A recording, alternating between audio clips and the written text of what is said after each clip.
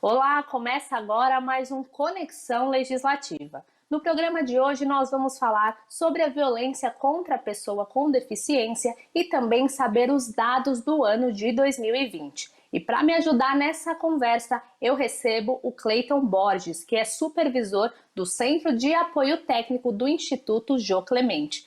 Cleiton, seja muito bem-vindo ao nosso programa. Obrigado, Amanda. Tudo bem? Cleiton, para começar esse nosso bate-papo, gostaria que o senhor falasse um pouco dos dados do ano de 2020 que foram aí divulgados pelo Instituto Jô Clemente sobre a violência contra pessoas com deficiência. Sim, são dados que, na maior parte, refletem o momento da pandemia e, em comparação a 2019, houve, obviamente, uma redução do número de pessoas que procuraram atendimento para fazer algum tipo de denúncia no Centro de Apoio Técnico da Primeira Delegacia de Polícia da Pessoa com Deficiência. Ressaltando que é um trabalho que o Instituto Jô Clemente executa da Secretaria de Estado dos Direitos da Pessoa com Deficiência e atende todas as pessoas com deficiência que querem fazer algum tipo de reclamação. Então, houve sim uma queda no número, o que não significa uma redução no número da violência em geral. Cleiton, a pandemia pode, de alguma forma, ter impactado na diminuição dessas denúncias, das subnotificações? Explica um pouquinho para a gente. Sim, logo no início da pandemia, por uma orientação dos governos, inclusive por parte da nossa organização, pessoas buscaram com menor frequência os espaços de atendimento e, consequentemente, os espaços onde se faz as denúncias presenciais. E com o isolamento social, nós percebemos também que aconteceu uma redução nas possibilidades de profissionais, pessoas, escolas, locais de trabalho de identificar violências e fazer algum tipo de informação ou notificação dessa violência. Então, a subnotificação é uma realidade constante desse público, ou seja, violências que acontecem e não são comunicadas às autoridades, e durante a pandemia isso mais uma vez se percebeu. Cleiton, gostaria de detalhar um pouquinho melhor essa questão da violência. Já é possível ter um balanço do tipo de violência mais cometido? Porque às vezes, quando a gente fala da prática de violência, as pessoas tendem a relacionar bastante com a violência física, mas também existem outras formas, né? Existem. Esse público é muito diversificado, Amanda, e é interessante perceber que para alguns grupos, conforme a característica, a vulnerabilidade, a situação, o contexto social desse grupo, algum tipo de violência é mais presente e em outros grupos outro tipo de violência. Eu vou dar alguns exemplos. Nós recebemos muitas denúncias de violência patrimonial, que são violências como furto, roubo, estelionato, e alguns grupos, como pessoas com deficiência auditiva, são mais vulneráveis a essa violência.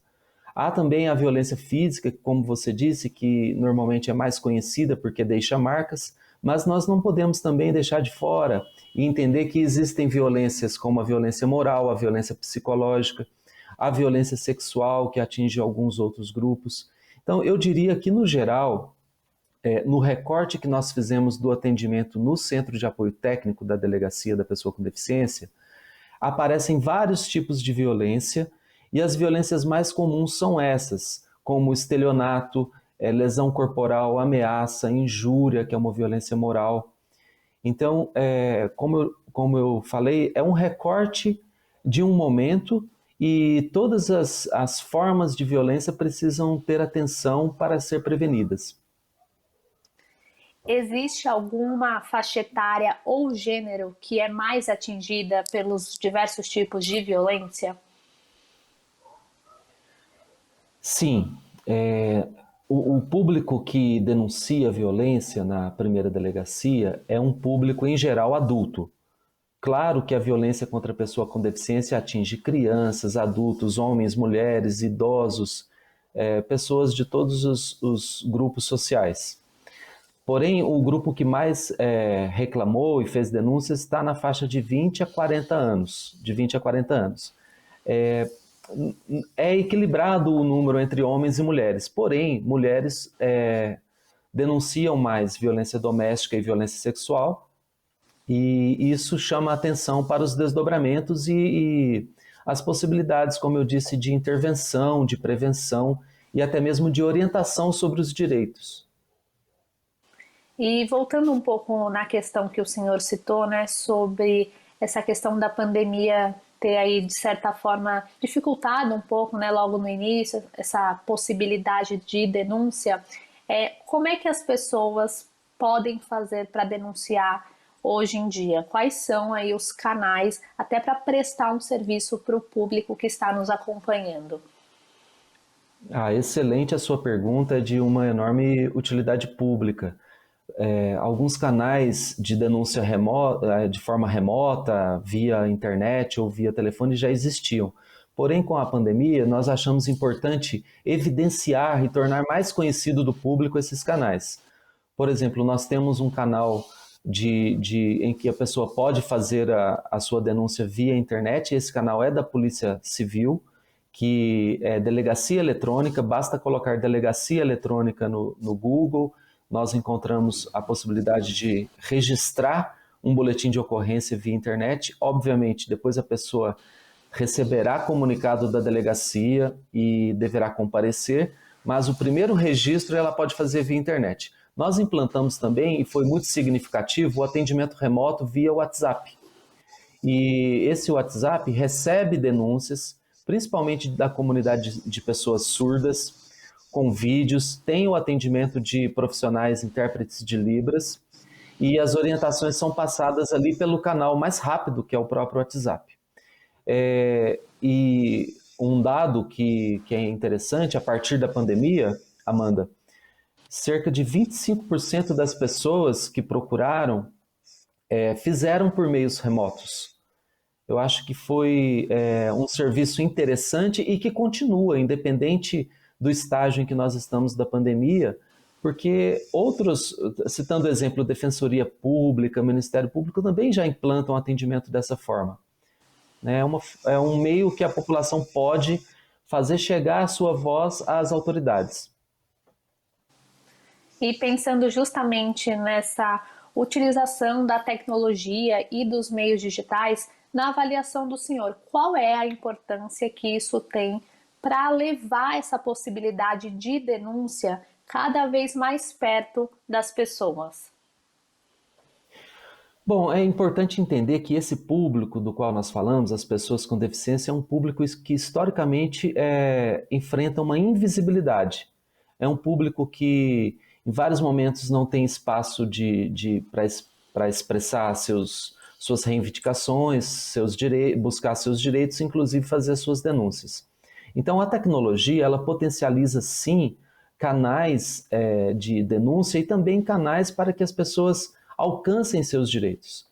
Eu acho que todos os espaços que realizam atendimento podem e devem aprimorar o uso da tecnologia, assim como nós usamos para fazer compras, para realizar contatos familiares e etc., entretenimento, a tecnologia deve estar a serviço do direito. E eu gostaria que o senhor falasse um pouquinho também sobre o lançamento da cartilha, né, que foi feita em conjunto entre o Instituto João Clemente e a Secretaria. Conta um pouquinho mais para o nosso público o que é essa cartilha e quais são as principais temáticas abordadas. Bom, a cartilha Prevenção à Violência, ela tem no próprio título uma pergunta. Você sabe identificar e denunciar uma violência contra a pessoa com deficiência? Então, é uma proposta dentro de uma campanha de conscientização, na qual visa apresentar os principais crimes, as principais violências, as formas de violações de direitos às quais as pessoas com deficiência são submetidas. Mostra também, tanto para pessoas com deficiência, seus familiares e profissionais que atuam nas redes de serviço, quais são as penas, como identificar a violência, como que um crime ou um tipo de violência é caracterizado, o que a pessoa deve reunir de provas para fazer a sua denúncia, recomendações para que essa violência possa ser evitada. Então é uma cartilha simples, acessível e que busca diminuir as possibilidades, os contextos em que as pessoas com deficiência estão submetidas a certas violências. E baseado nesse conteúdo disponibilizado na cartilha, gostaria que o senhor explicasse aqui de modo geral quais são os sinais que servem de alerta para que aquela pessoa está sendo vítima de violência. Como é que a sociedade pode observar e aí então fazer uma denúncia? Ótimo. Alguns sinais são mais evidentes, como por exemplo marcas no corpo, falta de higiene, ou quando a pessoa apresenta algum tipo de mudança no seu comportamento. Então já são alguns sinais de que algo está errado. Outras pessoas também precisam estar atentas ao ambiente em que a pessoa com deficiência está, né? Com quem ela se relaciona, como ela se comunica. Há uma questão que os profissionais dessa área batem muito numa tecla, é que é necessário dar legitimidade à expressão, à fala, às versões em que a pessoa com deficiência apresenta das situações que diz respeito a ela. Então, dar atenção aos sinais, como eu disse, e também dar legitimidade aos relatos são passos significativos para que a violência possa ser apurada ou evitada. E qual é a importância de engajar a sociedade nessa causa? Eu gostaria que o senhor falasse um pouco sobre a importância da denúncia e também da possibilidade dela ser feita, claro, pela pessoa que está sofrendo, mas ou até por um familiar, por um amigo ou por uma pessoa que de repente presenciou uma situação de violência. Bom, todas as pessoas são responsáveis. Eu costumo dizer que a sociedade passou a encarar há muitos anos, devido à luta das pessoas com deficiência, devido aos movimentos e às organizações que atuam nessa área, de que a defesa dos direitos e a prevenção à violência contra esse público é uma questão de direitos humanos. Sendo uma questão de direitos humanos, diz respeito a todas as pessoas, a toda a sociedade. E toda a sociedade ganha, com certeza ganha, quando nós temos um grupo reconhecido e um grupo que possa participar ativamente da sociedade, participar ativamente das decisões, participar ativamente dos direitos em que todas as pessoas a que todas as pessoas estão submetidos. Não dá para imaginar que um grupo fique de fora dos ganhos que a democracia e que o Estado de Direito alcançou nos últimos anos. Então, é compromisso de toda a sociedade lutar contra a violência, fazer as denúncias, se informar dos tipos de crime, se informar dos tipos de canais que existem e divulgar cada vez mais, não só os canais, mas, como eu disse, os direitos que existem e já estão consolidados na legislação. Pensando nessa questão que o senhor trouxe, que é uma questão de toda a sociedade, gostaria que o senhor mostrasse aqui para o nosso público, né, como essa cartilha pode ser acessada. Interessante. Olha, a cartilha ela existe no formato online, no formato PDF. Ela já está disponível no site do Instituto Jô Clemente, que é o www.ijc.org.br. Logo na primeira página você vai encontrar o acesso à cartilha, pode baixar, pode compartilhar para outros profissionais, para amigos, para familiares de pessoas com deficiência, para pessoas com deficiência e grupos, e também no site da Secretaria de Estado dos Direitos da Pessoa com Deficiência. Na avaliação do senhor e em todo o trabalho realizado, o senhor acha que ainda falta informação para que a nossa sociedade possa entender de fato os diversos tipos de violência cometidos e até entender melhor a importância da denúncia? Sim, é um processo lento e longo. Nós vimos que algumas leis, elas levaram no Brasil, como é o caso da LBI, Lei Brasileira de Inclusão da Pessoa com Deficiência, levou quase 10 anos para ser aprovado. Nós temos direitos que estão na LBI que ainda não são praticados pelos governos, não estão colocados em prática. Então, quanto mais as pessoas comentam a respeito, defendem a causa, participam, apoiam, dão espaço para as pessoas com deficiência que historicamente ficaram invisibilizadas, mas nós teremos condições que esses direitos sejam praticados e principalmente que seja reconhecida toda a diversidade que existe entre as pessoas. Uma pessoa com deficiência, para exercer seu direito, ela deve sim, primeiro, tomar conhecimento, conhecer a respeito, saber onde possa fazer as denúncias, saber onde pode reivindicar, atuar coletivamente. Então, assim como nós vimos em diversos outros grupos da sociedade civil, é bonito e interessante reconhecer o valor das pessoas com deficiência e dos grupos que se organizam já há anos em torno dessa causa.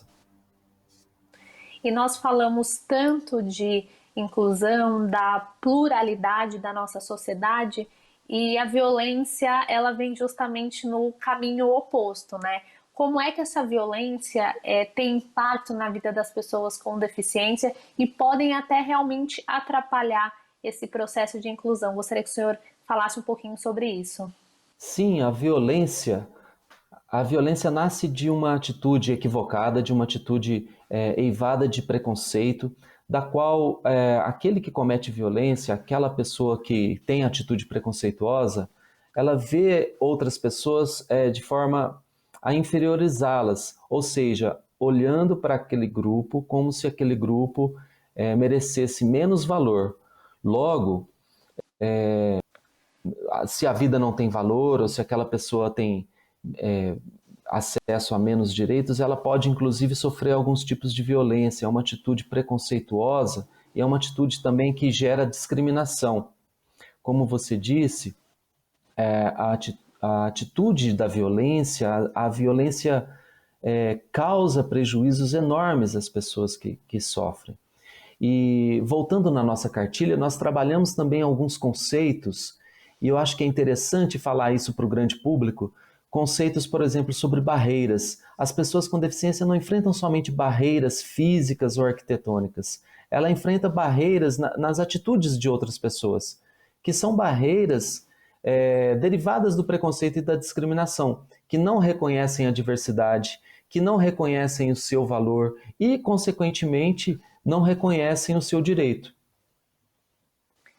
Falando um pouquinho mais sobre a inclusão, gostaria que o senhor contasse para o nosso público, né, o que é o Instituto Jô Clemente, que tem um trabalho aí já há um bom tempo pensando nas pessoas com deficiência.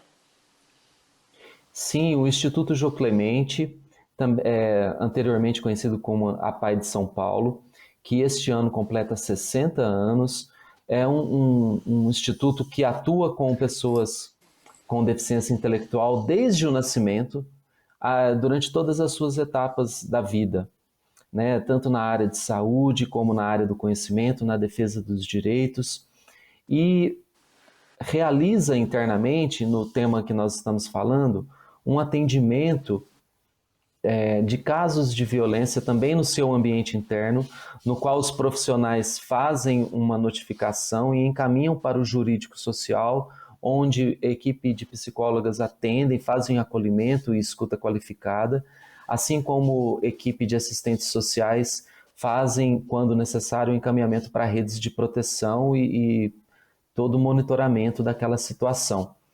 Então, o Instituto Jô Clemente executa uma política do governo do estado, da Secretaria de Defesa da Pessoa com Deficiência, na primeira delegacia de polícia, e ali, além do acolhimento a denúncias, faz também encaminhamentos e articulações com as redes de serviços públicos, para que os direitos sejam garantidos e para que essa violência seja prevenida e evitada. O senhor falou aí da atuação do Instituto Jô Clemente, né, que vai completar 60 anos e dos diversos profissionais que estão aí engajados. Então, eu gostaria que o senhor falasse do impacto que essa atuação do Instituto nas mais diversas áreas, seja nessa questão social, na questão da denúncia, qual é o impacto que isso tem na vida das pessoas e também das famílias que são acolhidas por vocês. São muitos os impactos, né? Desde, como eu disse, no início da vida, com o teste do pezinho, agora o teste do pezinho ampliado, que é uma luta antiga de toda a comunidade de pessoas com deficiência, proporcionando melhor qualidade de vida, proporcionando prevenção, proporcionando acesso aos direitos e que a pessoa com deficiência, especialmente a pessoa com deficiência intelectual, tenha, no decorrer da sua vida, possibilidades de alcançar não só os seus direitos, mas de viver em harmonia com seus familiares, em todos os seus espaços de convívio e, por que não, tendo, como todas as outras pessoas, o direito de gozar dos benefícios que a sociedade proporciona a todos nós, de poder ser uma pessoa atuante na área da educação, do trabalho, tendo sua renda, autonomia e protagonismo.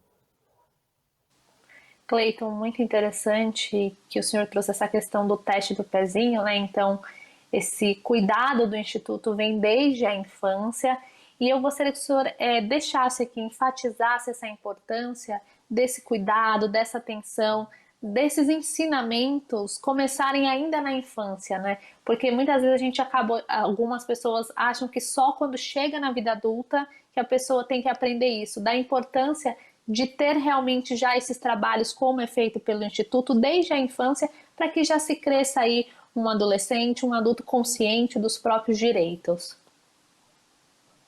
Exatamente, desde o período pré-natal, inclusive.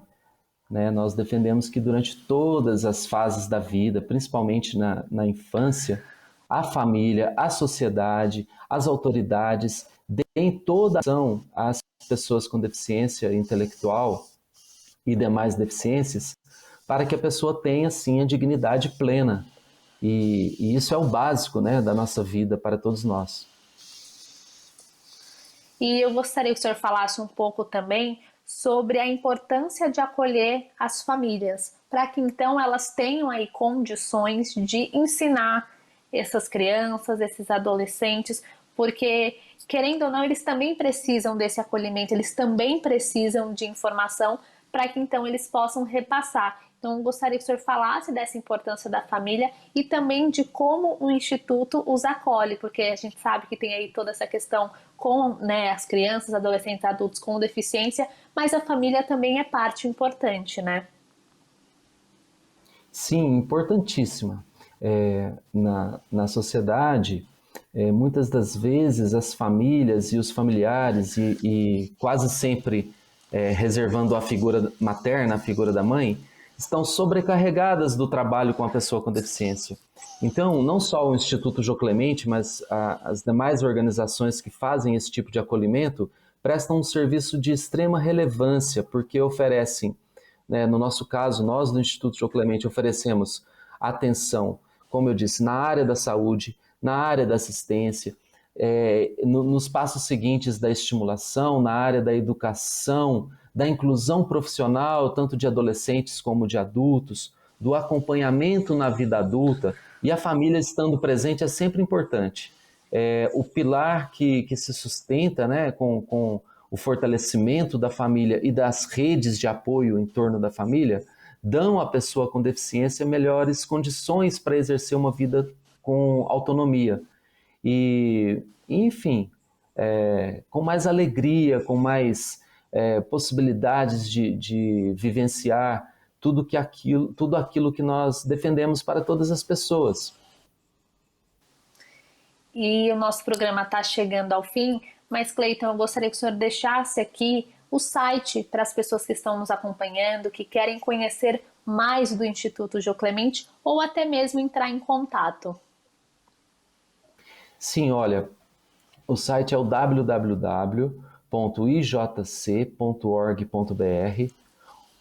Nós estamos em São Paulo, o telefone para informações gerais é o 011 50 80 7000 e ali você vai encontrar todas as informações referentes aos vários assuntos que nós falamos aqui.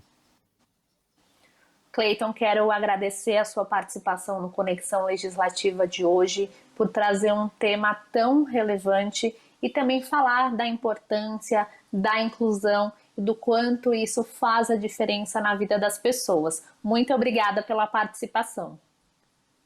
Nós agradecemos a oportunidade. Obrigado. Esse foi o Conexão Legislativa de hoje. Você pode acompanhar todos os conteúdos produzidos pela Rede Alesp acessando o nosso canal no YouTube. Muito obrigada pela companhia e até o próximo programa.